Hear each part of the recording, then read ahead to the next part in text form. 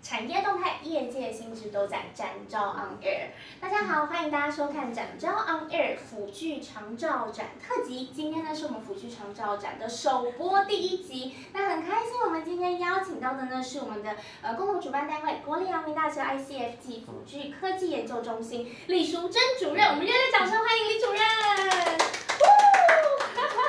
李主任，我一定要特别介绍一下。我们知道每个成功的男人背后都有一个伟大的女人，每一个成功的产业背后也一定有一个最认真、最努力的幕后推手。我真的认识主任这些年来，然后当然，李主任其实在这个产业已经投入20年有了。有。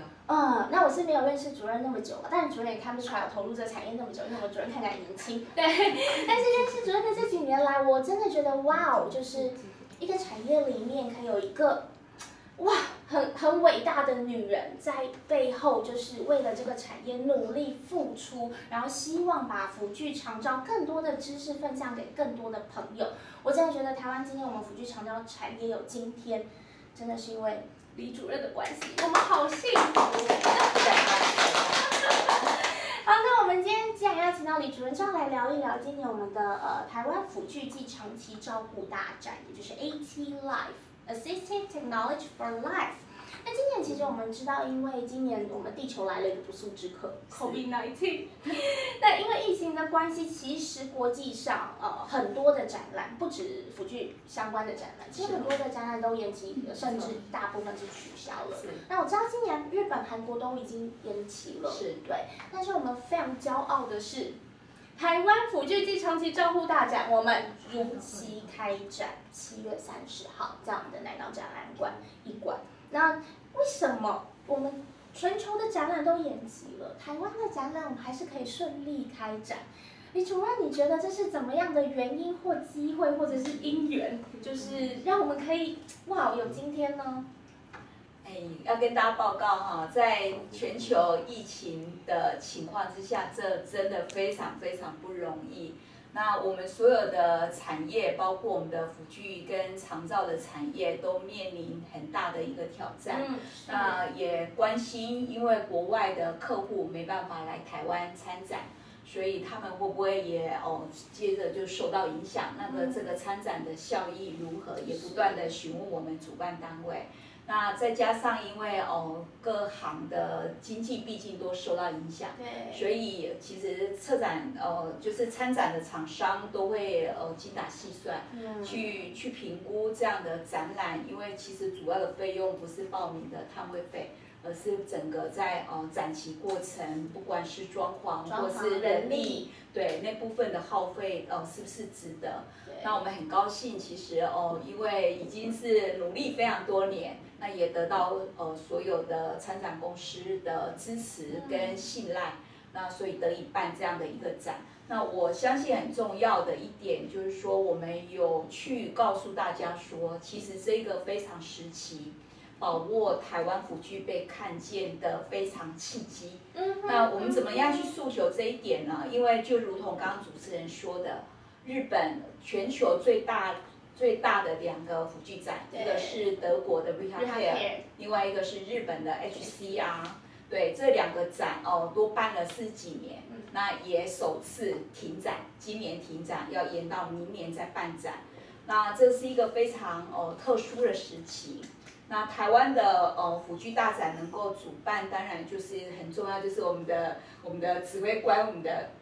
疫情指挥中心的整个所有的步骤做得很好。那我们也绝对配合国家的政策，在整个防疫的部分会非常的谨慎，跟每一个步骤都确实做到，包括实名登录。那很重要的就是说，这一个非常时期，我们要把握其他的大展的，其他的国际大展都停展，所以我们反而可以在这个时间点崭露头角。尤其我们的辅具产业，怎么样让更多人能够认识这一个辅具产业，那更开发更多过去还有待开发的国际市场。所以我们现场会做英文每天的直播。那这个的努力也其实也得到我们的所有的参展公司的支持。那我们会努力把这个展做好，这真的是非常难得的一个机会。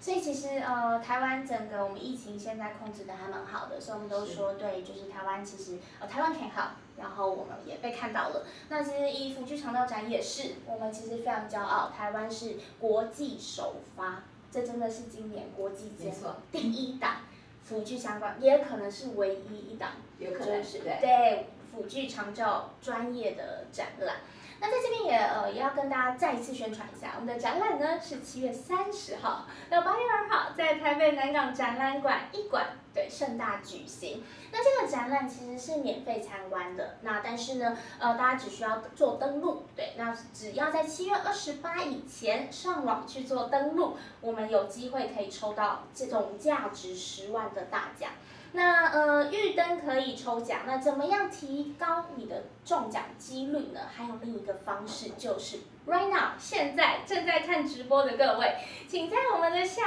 直播下方留言。7月30到8月2号，台湾辅具暨长期照护大展。7月30到8月2号，台湾辅具暨长期照护大展。赶快留言之后呢，按赞、加分享，留言、按赞。分享就有机会抽到我们总价值10万的大奖，所以这真的是台湾之光，所以呢也希望大家，我们不是只是看着台湾之光在南港展览馆发生，希望更多的朋友是一起来到现场，是让我们一起来见证，并且成为台湾之光的一员。对，这是今年的展览。那其实谈到这个辅具跟长照的产业，其实我们知道台湾的辅具产业在全球是有相当的知名度跟市占率的，是还蛮高的。那现在辅具，因为现在一直在谈智慧自动化嘛 ，AI 啊这些的议题都非常的热门，对，所以不知道台湾的辅具产业是不是有开始结合智慧科技呢？对，其实这一个结合是就是等于是未来的唯一希望。因为我们过去虽然号称全球的所谓的辅具王国，但是我们都是代工。那基本而言都是传统辅具为主。那这些代工的订单，毕竟随着其他开发中国家进来竞争整个市场，以及相关的人力成本等等的比较，其实也逐渐在流失这样子的一个代工的订单。所以其实台湾的辅具产业非常需要赶快转型跟升值。那加上智慧化也是台湾最大的一个机会，因为我们去看包括韩国、德国等等这些其他国家，他们虽然也有很多资通科技相关的产业，对，但是他们其实不像我们台湾，因为我们都是中小企业，我们非常的灵活。那更何况我们有非常多过去也许不是辅具产业的相关领域的厂商，这些零件所谓的隐性冠军，为台湾的隐性冠军。那这些就是等于是这些组件，如果再加上适当的设计，能够了解人在长照这个议题之下的需求，然后做出一个好的智慧科技的辅具产品。那再加上我们本来就是传统辅具的优良制造，所以这些整个的结合，其实台湾的机会就在这几年。那这几年如果没有把握，其实其他不管越南市场等等这些其他的国家的产业新兴的话，其实台湾的机会也会流失。所以这也是这5年来很高兴有机会跟展昭合作，那办台湾辅具暨长照大展，我们也希望有这样的一个平台，让我们的产业彼此有更多实际交流的机会，那也看到未来怎么样去做合作，能够让台湾能够经济能够走向下一个阶段的发展。因为现在其实产业的转型，还有一些很多不管同业的合作结盟，都是未来蛮大的趋势。那所以既然台湾的辅具的产业其实现在有在结合智慧科技，那我们谈一下今年我们的辅具长照展。因为其实辅具长照展这几年以来，我知道我们一直有一个非常大的特色。然后就是我们有全球独家限量发行的长照12问照顾者产品指南。哇，我们李主任已经把这个12大灾问的这个手册拿出来了。那这一直以来都是我知道非常多的这个参观者，不管是可能一些照护机构，或者是参观民众，来到我们展场就是为了这本。对，那这也结合了我们说展览里面的特色重点都在里面。所以是不是李主任跟我们介绍一下，今年我们展览有哪些的重点特色呢？我们今年的展览，我们还是用长照12大哉问去做相关的一个规划。那我们都知道，其实民众在长照的需求，起先可能只是衰弱，或是只是想延缓失能，所以即使50、60岁者，他们在长照这个议题，可能都还没有面临到所谓的困难。但是他们都在思考以后怎么样避免失能，怎么样避免失智。那其实现在已经有非常多厂商开发很不错的本土产品，那是适合能够做这些运动，能够来做预防健康促进的。那除了这个以外，其实随着慢慢的人的老化，不管是肢体变不方便，或是听力视力的退化，其实也都有相关的产品可以帮助一个人生活的更好。那就是可以延缓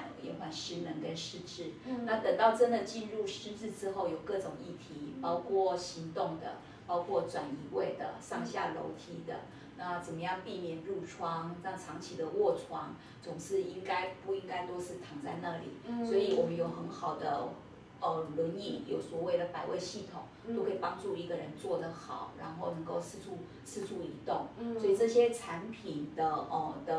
布展，其实是我们在整个展览里面，我们也把它当成主题。所以我们发行的这一本长照12大哉问的导览手册，真的是全球首创，3年前开始做，那我们1年比1年做得更精美。那也让厂商其实也更懂得怎么样利用这个展览，因为这是使用1年的行路，对，而且这是使用者告诉我们的，县市政府告诉我们的，不是我们自己说的。他们说哇，你这一本那个里面有所有台湾的辅具的精品在里面，那也包括有公司有产品。所以他们等到他们面临的各个不同的长照问题，他们就可以来翻这一本。所以他们都说这一本要保持1年，对，要使用1年。所以其实我觉得它的效期不止1年。对，我每年更新啦。对，每年有更新，所以每年都可以拿最新版。对，所以其实简单跟大家说，因为我们当初做这个长照12问的手册的时候啊，我们原本的初衷用意只是一个展览的导览。对，就是怎么样帮助大家比较快速的可以找到你想要去的摊位或者你想要的产品。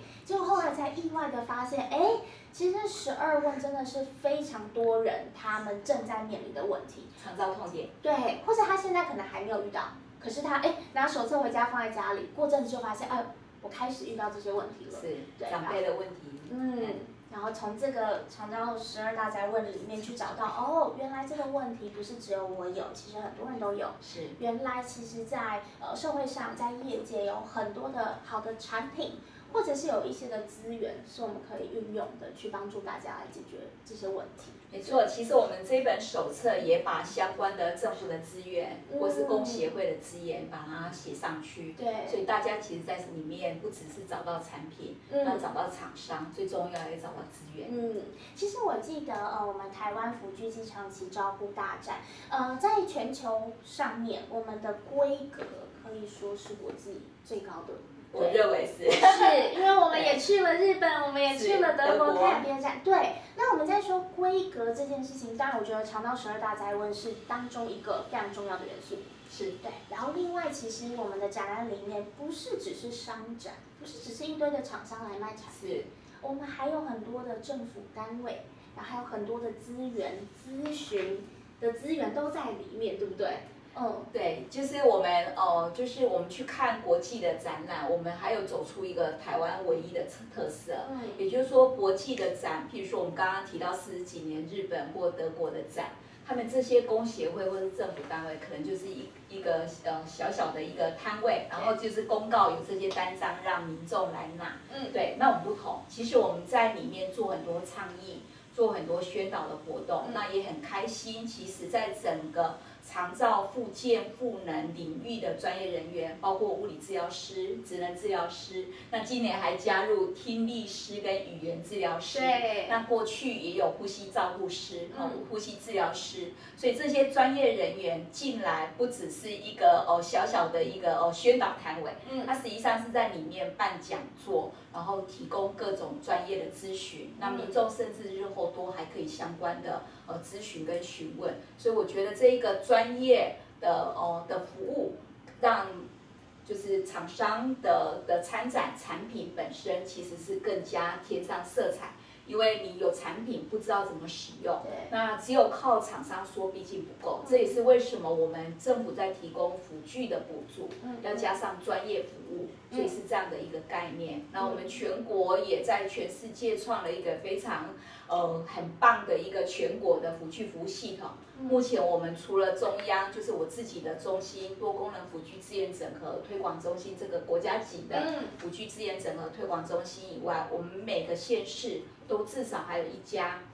县市层级的辅具资源中心，那可以提供服务。所以这些相关的资讯跟这些辅具评估人员相关的工作人员都在现场，所以大家来看展，我相信一定会收获满满。对，其实我记得全省现在全台湾已经超过30多个辅具，对不对？30家辅具中心在各个县市政府为大家服务。只是其实蛮多朋友都不知道这些资源。那其实台湾辅具暨长期照护大展，我觉得最棒的就是提供给大家这些资讯。对，所以我们可以说是一个一站式的平台，大家来到这里，从了解资讯，然后呢，你可以去咨询，我到底需要些什么帮助？那你的帮助可能从政府资源得到怎么样的帮助，或者是从厂商那里有哪些产品可以帮助我？然后更棒的是，你现场还可以直接去体验这些产品。对。然后，因为其实产品有时候我们自己也不太了解，那你真的要体验过后，你才会发现，其实，我觉得辅具长照展真的不是只是给已经在面对这些问题的朋友，真的连我们一般人其实都在面对一些我们不知道我们在面对的问题，例如说生活当中其实压力很大，现场有很多工具，其实不好意思说，我自己在那个展览里面都在 shopping 。对，有一些工具是帮助你，例如坐办公室啊，你久坐，对，可能动动脚啊，或者是对其他的帮助，里面全部都有。那所以主任是不是也跟我们分享一下，就是刚刚我讲到说，对，像我这种人，我在那展览里面，我也看到我可以买的，对我很有帮助的东西，还有哪些人其实都应该要来到我们展场看一看呢？因为是展会的关系，就像电脑展，其实值得每年都看。对，因为毕竟每年都会推陈出新很多新的产品或是新的概念，所以这一个展适合各个层级的人，包括刚刚主持人说的，即使年轻人家里也有长辈，或是说很简单的生活上其实有很多便利品。那年轻人有腰部的疼痛问题，或是其他比如说喜欢运动伤害的问题，其实也都有相关很好的产品。那这个跟一般的运动的展是很不同的。对，因为这边其实多了很多专业的元素在里面。那包括大家都知道预防运动伤害最厉害的就是物理治疗师。那大家如果有背痛等等，其实物理治疗师过去可能也协助大家很多。那在这里的话，你是看到产品又有专业服务，所以它非常不同。那新概念的产品出来，可能就是逐渐过去的产品其实没有设想到的，或是没办法解决的问题，可以有新的解决方式。所以对消费者它是一个很好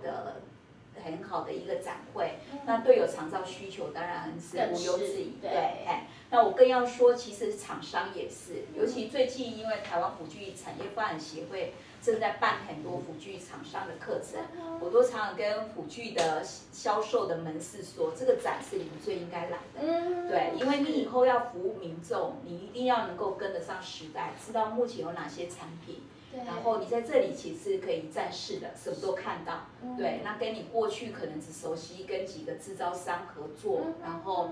就是等于是采购一些产品，其实那个时代已经过去了，你以后会失去竞争力。所以这个展的话，不管是厂商本身、产业界的伙伴们，或是消费者，都是很值得来。那我更要说，目前很多所谓高科技的厂商，他们也在找其他的机会。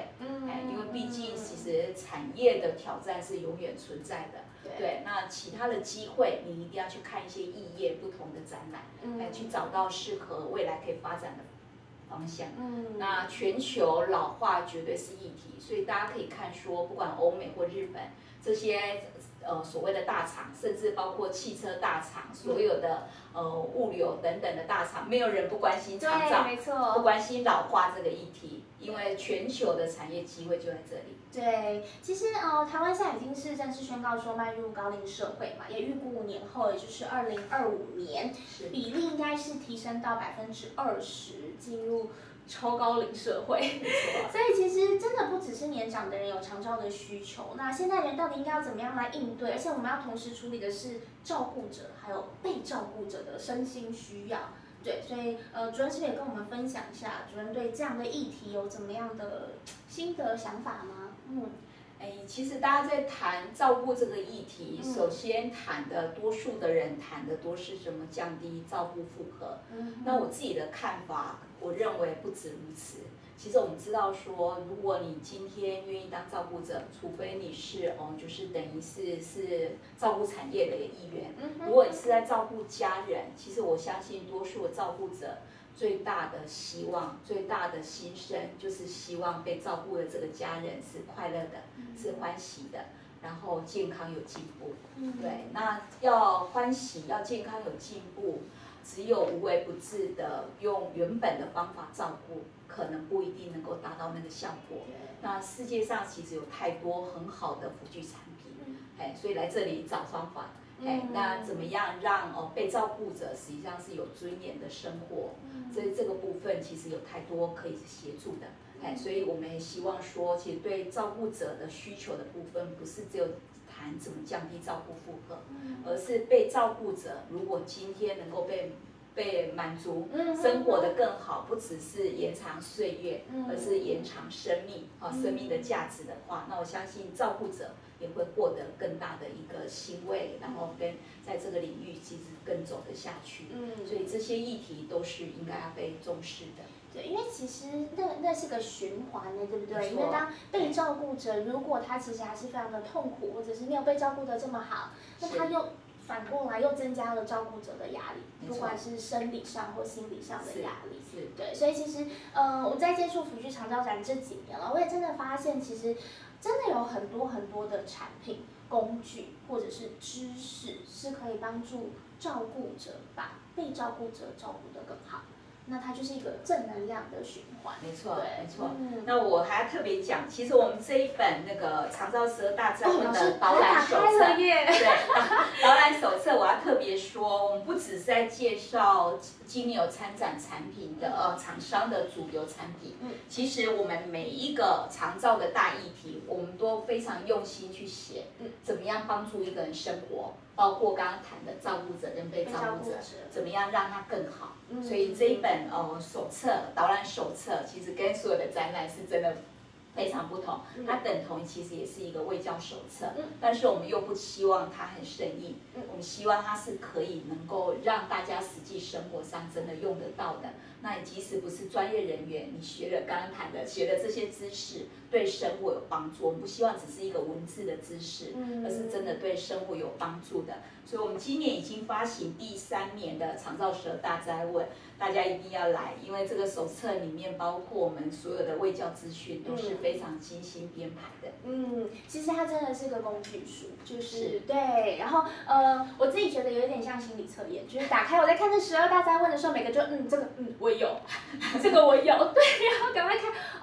原来其实有这些的方式可以老师可以跟大家，因为这本手册我们现在是还没有办法露面的，对，7月30号今天偷偷拿出来。对，但是我们可以跟大家透露一下12大灾问到底有哪12大吗？我们举个几个好不好？好啊。其实长照的最大的议题，其实大家最关心的还是怎么乐活跟运动复健。那所以我们的第一个大灾问就谈这个。那太多人老了不敢动、不想动、不愿意动。对，不敢动、不想动、不愿意动。我想要call out，妈，就在说你。对，所以其实很多照顾者也希望找到方法。那有些衰弱，或是说开始有一点点不方便，其实还属于健康的老人，自己也想找到方法，所以来大展可以找到这些好方法。那居家生活有很多便利品。它也不一定很贵，其实39元、60元、100元以下的东西也可能非常好用。所以这部分的产品，其实大展里面有非常多。那当然有些产品因为设计等等的就是等于是它的成品可能是也比较昂贵的，所以不管是高单价或是低单价的产品，只要是适合你生活上使用，都是好产品。对，那上下楼梯交通的问题，或是刚刚提到的行动，那怎么样做得好？其实我们在公园看到好多老人。在公园里面，坐在轮椅，其实都快溜下去了。所以怎么样，其实让人即使需要使用轮椅，也是有尊严，而且轮椅可以发挥功能。那转移位，或是怎么样做住宅的无障碍修缮。对，这个好重要。对，没错。那也不一定是要花大钱的修缮，其实有一些关键的产品。怎么样可以帮助跟预防跌倒？那也包含怎么样处理整个就是等于是视力、听力退化的问题。所以这些都是我们长照12大赛问的其中的重点。对，其实其中还有一块是我在展场里面也看到，我自己也很有兴趣的，就是我现在还没有小孩，但我未来会有小孩。对于小朋友对儿童的这块，因为很多人会以为辅具长照那就是只是跟老人或者中年人有关而已。对，但是我们其实现场也有很多的儿童辅具老师可以跟我们介绍一下吗？就是对儿童这一块，怎么样的小朋友适合来？对，应该是所有的小朋友，对不对？其实我们台湾的辅具长照大展，这也是我们的特色了哈，因为我们也大概是全世界就是很少的国家把长照扩及包括儿童、青少年或是一般的成年，还没到进入老化的阶段。所以我们这一个大展也特殊有了一个就是等于儿童辅具这样的一个专属的议题。那它会分散在各个不同的主题里面，所以我们做了一个很棒的地图导览，专门要来找儿童辅具，也知道哪里找得到这些儿童辅具。那里面其实有各式产品你知道儿童的需求，从坐的需求，轮椅或是推车，怎么样一个好的推车，然后再来是其实有一些儿童很适合用来做健康促进。或是所谓开发智力的相关的一些就是类似像所谓的玩具或是游戏的产品，那还有更多的包括儿童其实也有很多学习等等，所以这些的产品都是我们尽量在希望能够把它发展出来。不过因为目前台湾社会其实大家对长照的刻板印象还是认为比较是属于老人或是就是长者的这样的产品。所以儿童辅具这个产品是我们就是尽量开发，但是下一阶段我们还会往下发展的产品。也希望更多的厂商如果你们是儿童辅具相关的厂商，其实我们也很需要你们一起来加入我们。对，因为我们台湾辅具长期照顾大展，我们这个展真的在国际上真的非常的特别。那我们希望我们真的是可以集合整个产业的能量，展现出台湾之光。对。好，那主任最后有没有要跟我们分享什么呢？就是让大家知道7月30号一定要来哪里。好，我们7月30到8月2号在南港展览馆1馆举办台湾辅具暨长照大展，大家一定要来。我们去年12万人进这个展会。你如果还不属于那10万人之一的话，大家不来会很后悔。更何况这可能是全球今年唯一的辅具专门大展。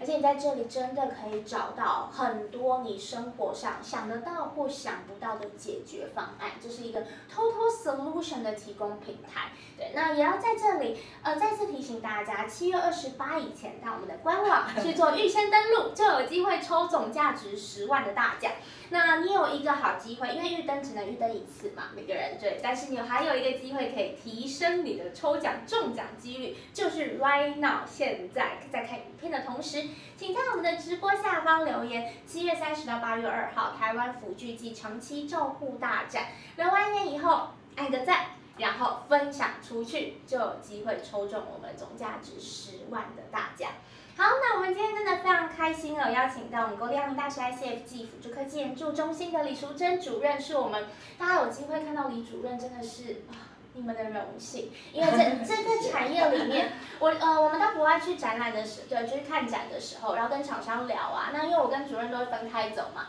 然后跟厂商聊到说，我们是台湾辅具展，然后厂商很多厂商都问我，是那个李老师吗？说对，就是，然后大家因此而愿意跟我多说几句话，因为在这整个产业里面，我觉得很多的业界朋友都知道，其实李主任真的在这个产业里面，他是非常重要的角色，那并不是职务。